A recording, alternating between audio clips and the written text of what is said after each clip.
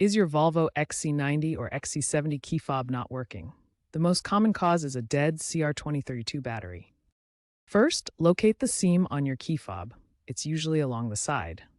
Use a small flat tool like a screwdriver or pry tool to gently separate the two halves of the fob. Be careful not to break the clips.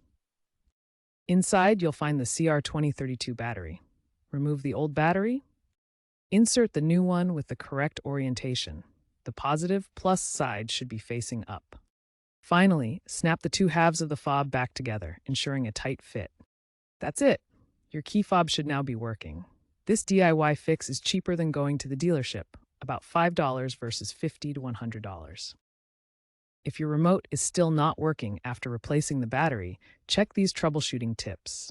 First, ensure the new battery is a high-quality OEM or aftermarket CR2032 with a voltage of 3 volts or higher. Clean the battery contacts with isopropyl alcohol to remove any corrosion. If problems persist, your fob might need reprogramming. This can be done by inserting the key and turning it to accessory mode, then pressing the fob buttons. Be gentle when opening the fob to avoid cracking the case, as repairs can be costly. Remember, most key fob issues are battery-related, but electrical surges from jump-starting your car can also cause problems.